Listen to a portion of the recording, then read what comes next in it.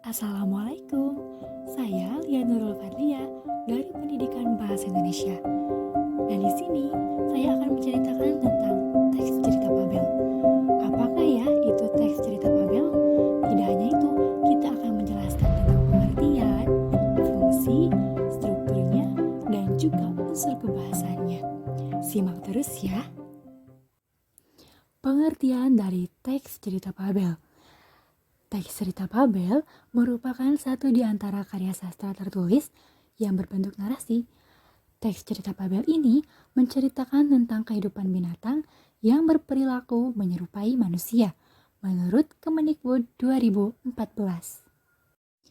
Fungsi dari teks cerita Fabel. Dalam mengenalkan teks Fabel, Anda dapat membangun pengetahuan peserta didik dengan bertanya tentang hal-hal kecil seperti bagaimana keadaan di sekitar mereka, apakah sudah ada kegiatan yang sifatnya saling membantu, seperti gotong royong, apakah mereka sudah terbiasa membantu kedua orang tua ketika berada di rumah, dalam hal apa mereka pernah membantu teman, apakah mereka bisa jika hidup tanpa bantuan dari orang lain, apa akibatnya jika mereka tidak mau membantu orang lain, dan sebagainya. Selanjutnya, struktur teks cerita Fabel. Yang pertama, ada orientasi. Orientasi itu merupakan bagian yang menunjukkan awal kegiatan cerita atau latar belakang. Bagaimana peristiwa tersebut bisa terjadi. Dalam orientasi, biasanya berisi tentang pengenalan latar cerita yang berkaitan dengan nama tokoh, waktu, ruang, dan di mana peristiwa tersebut terjadi. Selanjutnya ada komplikasi. Komplikasi merupakan peristiwa dalam cerita yang memperkenalkan konflik. Komplikasi merupakan bagian terpenting dalam cerita, karena pada tahap inilah akan muncul konflik yang dialami tokoh. Selanjutnya, resolusi. Resolusi merupakan tahap yang mana muncul berbagai resolusi dari konflik yang dialami tokoh. Selanjutnya, koda. Koda merupakan bagian akhir cerita yang berisi tentang pelajaran yang dapat diambil dari peristiwa tersebut. Nah, jadi struktur teks cerita Fabel itu ada 4 ya. Yang pertama orientasi, komplikasi, resolusi, dan juga koda. Unsur kebahasaan teks cerita Fabel. Yang pertama, penggunaan kata kerja yang berupa kata kerja transitif dan intransitif. Kata kerja transitif adalah kata kerja yang memerlukan objek dalam kalimat, misalnya memegang, mengangkat. Sedangkan kata kerja intransitif adalah kata kerja yang tidak memerlukan objek dalam kalimat, misalnya diam, tidur, mandi, dan lain-lain. Contohnya seperti ini. Pada suatu petang, si Mariman mengajak Yaman pergi keluar. Yang kedua, ia mendekati Yamyam dengan pelan-pelan. Yang ketiga, Yamyam berlari sekuat tenaga ke dalam hutan. Nah, itu ya contohnya dari kalimat transitif dan intransitif.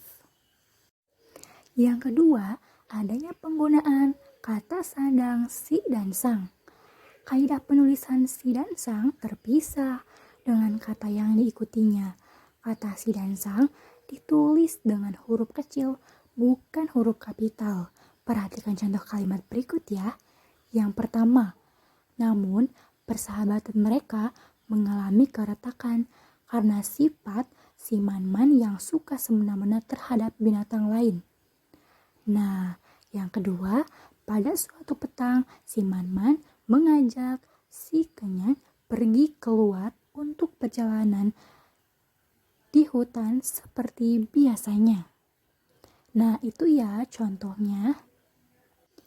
Yang ketiga, adanya penggunaan keterangan tempat dan waktu.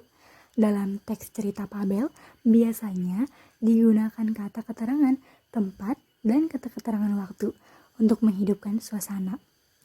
Nah, untuk keterangan tempat biasanya digunakan kata depan di, dan keterangan waktu biasanya digunakan kata depan pada atau kata yang menunjukkan informasi waktu. Contohnya seperti ini. Kalimat pertama, dikisahkan pada suatu zaman ada seekor ayam yang bersahabat dengan seekor monyet. Kalimat kedua, pada suatu petang, si Mon-mon mengajak Yam-Yan pergi keluar untuk berjalan-jalan di hutan seperti biasanya. Yang ketiga, untunglah tidak jauh dari tempat itu ia menemukan tempat kediaman si kepiting, teman Yam-Yam mandi ketika di sungai. Nah, yang terakhir, adanya penggunaan kata hubung lalu, kemudian, dan akhirnya. Kata lalu dan kemudian memiliki makna yang sama. Kata itu digunakan sebagai penghitung antar kalimat dan intrakalimat. Kata akhirnya biasanya digunakan untuk menyimpulkan dan mengakhiri informasi dalam paragraf atau dalam teks. Berikut contohnya. Ia mendekati Yam-Yan dengan pelan-pelan, kemudian menangkap dan mulai mencabuti bulu Yam-Yan. Man-Man segera dibawa ke daratan, lalu diberi perawatan agar segera sadar. Akhirnya, Man-Man minta maaf dan berjanji tidak akan mengulangi perbuatannya lagi, terutama kepada Yam-Yan. Nah, itu ya. Nah,